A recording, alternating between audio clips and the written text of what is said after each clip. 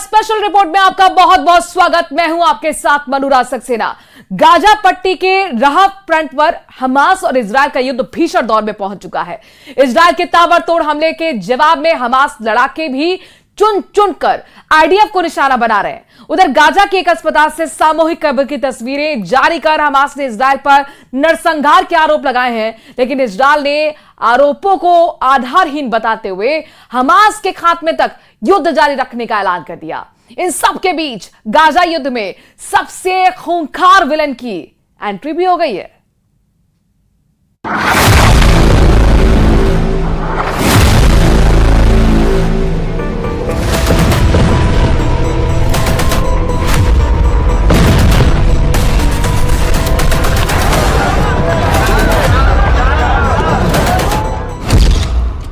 War zone में Yahya Sinwar, Israel में मचेगा हाहाकार। इजरायल का मोस्ट वांटेड फिर मौत बांटने आया। इजरायल में फैला 7 अक्टूबर वाला टेरर। नेतन्याहू के पास सिर्फ 24 घंटे। चेहरा देखिए, चाल देखिए, इनके पूरे चरित्र को बस इस एक बात से जानिए कि इजरायल जैसा देश इन्हें खान यूनुस का कसाई कहता है और गाजा का लादेन भी इन्हें बताया जाता है। जिस नाम से ये दुनिया भर में कुख्यात हैं वो है याह्या सिनवार। हमास के सुप्रीम कमांडर याह्या सिनवार की वॉर जोन में धमाकेदार एंट्री हुई है, जिसके बाद से खून खराबे की लिमिट क्रॉस हो गई है। इजरायल ने भी पूरी ताकत झोंक दी है, जिससे गाजा युद्ध क्लाइमैक्स के मोड़ पर पहुंचता दिख रहा है। गाजा में बेहिसाब बारूद बरस रहा है। आसमान से जंगी जेट मौत बरसा रहे हैं। जमीन पर तोप से, रॉकेट लॉन्चर से, मशीन गनों से चुन चुन कर हमास के अड्डे बर्बाद किए जा रहे हैं। इजरायल का ऑपरेशन राफा फुल फोर्स में एक्टिव है। राफा के पूर्व हिस्से को इजरायल ने तोपखाने से धुआं धुआं कर डाला है। इजरायली डिफेंस फोर्स ने दावा किया है कि जमीनी हमले में कोई रोक नहीं लगाई जाएगी, किसी की भी अब नहीं सुनी जाएगी, क्योंकि जिस दुश्मन की तलाश नेतन्याहू को है वो अब खुलकर जंग में सामने आ चुका है। याह्या सिनवार के युद्ध के मैदान में आने का मतलब क्या है? क्यों हमास चीफ ने नेतन्याहू को चुनौती देते हुए वॉर फ्रंट पर हमास लड़ाकों से वॉर मीटिंग की? इसे जानना जरूरी है, लेकिन पहले देखिए राफा फ्रंट पर बारूदी तांडव का लेवल कहां तक पहुंच चुका है।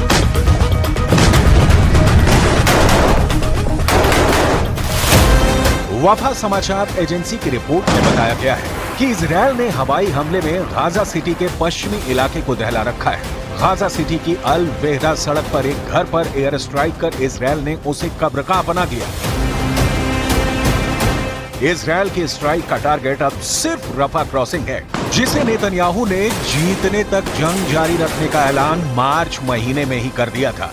प्रेसिडेंट जो बाइडेन को इजरायल ने साफ मैसेज दिया था कि इजरायल रफा से हमास के सफाए तक युद्ध खत्म नहीं करने वाला। रफा की अहमियत इस जंग में क्यों इतनी अहम है, इसे भी जान लीजिए। नक्शे पर देख रही 41 किलोमीटर लंबी यह गाजा पट्टी है। भूमध्य सागर के पूर्वी तट पर गाजा पट्टी उत्तर और पूर्व में इजरायल से घिरी है। गाजा पट्टी का दक्षिणी बॉर्डर मिस्र से लगता है।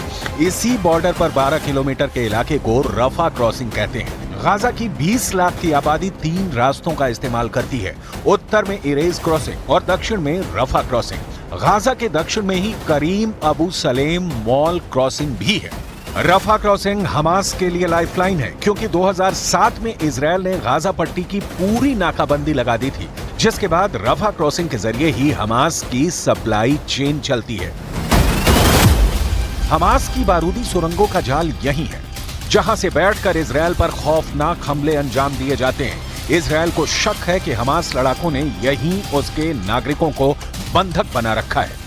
7 अक्टूबर को बंधक बनाए गए लोगों में से एक का वीडियो रिलीज कर हमास ने प्रोपेगेंडा सेट करने की कोशिश भी की है, हमास की तरफ से इजरायली अमेरिकी बंधक हर्ष गोल्डबर्ग पोलिन का वीडियो जारी किया गया है। हालांकि ये वीडियो कब शूट किया गया है इसकी कोई जानकारी नहीं साझा की गई।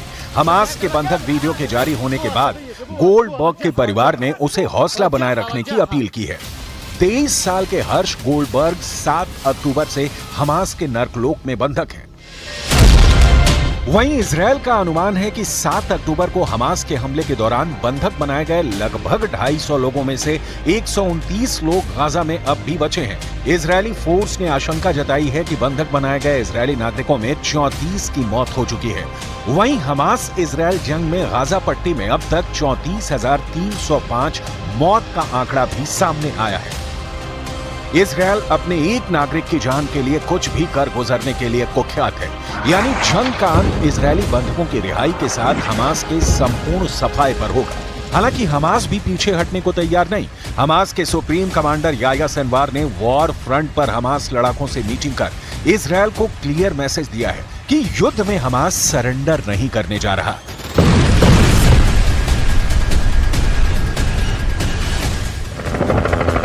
इकसठ साल के याह्या सिनवार अबू इब्राहिम के नाम से जाने जाते हैं। याह्या सिनवार को पहली बार इजरायल ने 1982 में गिरफ्तार किया था। 1985 में याह्या इजरायल के शिकंजे में दोबारा आए थे। उन्हीं दिनों याह्या ने हमास के संस्थापक शेख अहमद यासीन का भरोसा जीत लिया। 1987 में हमास की स्थापना के 2 साल बाद याह्या ने इसके बेहद खतरनाक कहे जाने वाले अंदरूनी सुरक्षा संगठन अल मज़द की स्थापना की। उस वक्त याह्या की उम्र केवल 25 बरस थी। 2011 में कैदियों के अदला बदली के समझौते के तहत इजरायली सैनिक गिलाड शलिट के बदले याह्या सिनवार जेल से आजाद हुए। तब से आज तक याह्या सिनवार इजरायल के सबसे बड़े खलनायक बने हुए हैं। 7 अक्टूबर 2023 को इजरायल में जो खूनी कोहराम मचा उसकी कमांड भी याह्या के हाथों में थी। एक बार फिर जंग के मैदान में बेखौफ होकर याह्या सिनवार के आने का मतलब है कि हमास जल्द बड़े पलटवार की तैयारी में है। हमास का अगला हमला इस युद्ध को सबसे खौफनाक दौर में ले जाएगा।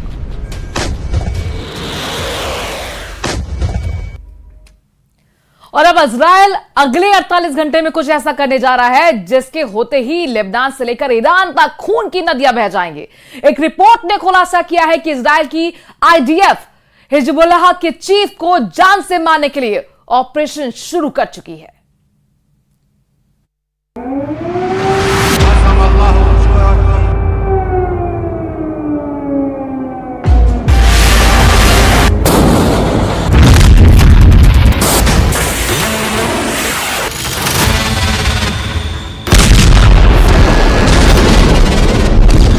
हूथी ने लिया हिजबुल्लाह का बदला। जिस वक्त इजरायली सेना गाजा और रफा में चुन चुन कर हमास के लड़ाकों को मार रही थी, उस वक्त हिजबुल्लाह उत्तरी इजरायल पर लेबनान की तरफ से भीषण हमले कर रहा था।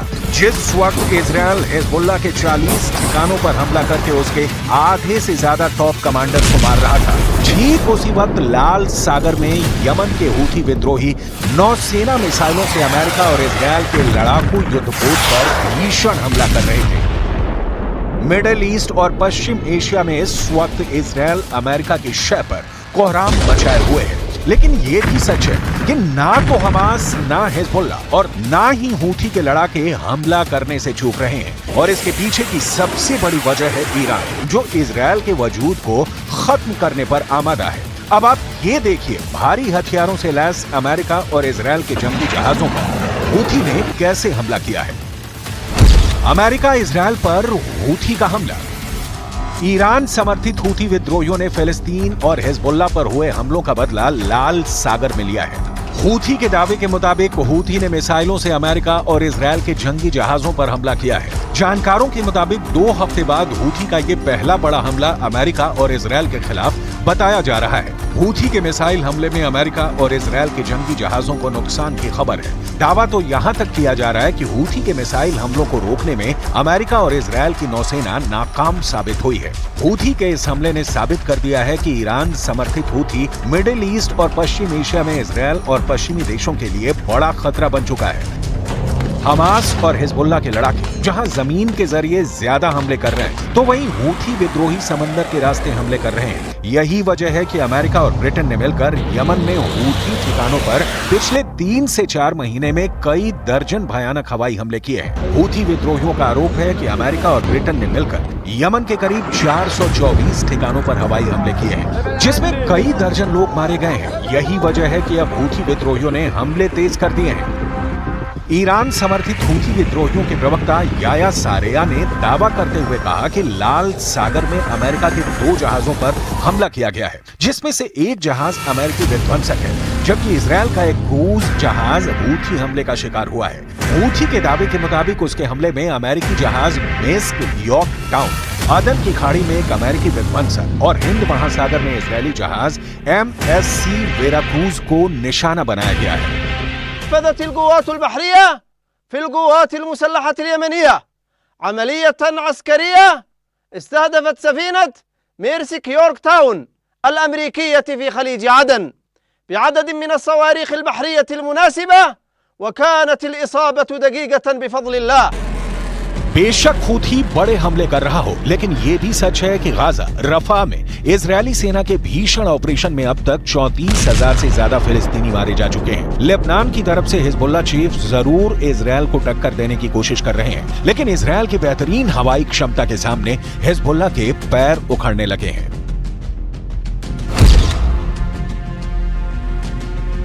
इजरायल के एक मीडिया चैनल ने हिजबुल्लाह चीफ पर ब्रेकिंग न्यूज दी है। इजरायली मीडिया के मुताबिक इजरायल की आईडीएफ बहुत तेजी से हिजबुल्लाह चीफ हसन नसरल्लाह की तलाश कर रही है। खबर में दावा किया गया है कि 48 घंटे के अंदर या तो इजरायली सेना हिजबुल्लाह चीफ हसन नसरल्लाह को मार देगी या फिर उसे लेबनान छोड़कर भागने को मजबूर कर देगी। आईडीएफ हिजबुल्लाह चीफ को इसलिए भी तुरंत मार देना चाहती है क्योंकि हिजबुल्लाह चीफ ईरान के इशारे पर उत्तरी इजरायल पर भीषण हमले करवा रहे हैं। दावा किया गया है कि हिजबुल्लाह ने उत्तरी इजरायल के 13 गांवों पर दर्जनों कत्यूशा रॉकेट से हमला किया है। इसी का बदला लेने के लिए इजरायल ने हिजबुल्लाह के 40 ठिकानों पर फाइटर जेट और मिसाइलों से हमले किए हैं। दावा किया गया है कि इजरायल के 40 हमलों ने हिजबुल्लाह के आधे से ज्यादा कमांडर्स को मार डाला है। इजरायली वायुसेना ने हिजबुल्लाह के कंट्रोल वाले एता अल शाब और आसपास के गांवों पर 13 से ज्यादा हवाई हमले किए हैं। इसीलिए अब ये दावे किए जा रहे हैं हिजबुल्लाह चीफ हसन नसरल्लाह को आईडीएफ हवाई हमलों के जरिए मारने की कोशिश में है। الأساسي بعد ما طلعناه، القوات الأساسية بعد ما استخدمناها. لمعلوماتكم نحن بعدنا حجز قوات مش عاملين. نحن الشباب يشتغلوا بالجبهة خدمة إجازة، يعني بيروح بيخدم وقته بيوجع على بيته، بيطلع بديله بيخدم وقته بيوجع على بيته وهكذا. ومع ذلك عاملين الإنجازات المعمولة بالشمال اللي اسألوا الإسرائيليين عنها. इधर ईरान पूरी तरह से बौखलाया हुआ है। रूस और चीन से साथ मिलने के बावजूद वो हमास, हूथी और हिजबुल्लाह के ऊपर हो रहे बेहद खूनी हमलों को रोक नहीं पाया है। इधर इजरायल के पीएम नेतन्याहू ने साफ कर दिया है कि रफा में इजरायली सेना बहुत बड़ा ऑपरेशन शुरू कर चुकी है। मिस्र की सीमा से सटे रफा में 23 लाख फिलिस्तीनी इजरायल के बेहद खूनी हमलों के बीच फंस चुके हैं। इस बीच ईरान ने खुली धमकी दी है। ईरान की वायुसेना के कमांडर हामिद वहीदी का कहना है कि ईरानी वायुसेना सोवियत काल के सुखोई Su-24 बम वर्षकों के जरिए इजरायल पर हमले को तैयार है। ईरान की एयरफोर्स की ताकत की बात करें तो फायर पावर इंडेक्स के मुताबिक ईरान के पास कुल 551 एयरक्राफ्ट हैं, जिनमें से 358 फाइटर जेट हमेशा जंग के लिए तैयार रहते हैं। अब देखना होगा कि क्या हूथी, हमास और हिजबुल्लाह ईरान के दम पर इजरायल और अमेरिका को टक्कर दे पाएंगे या नहीं।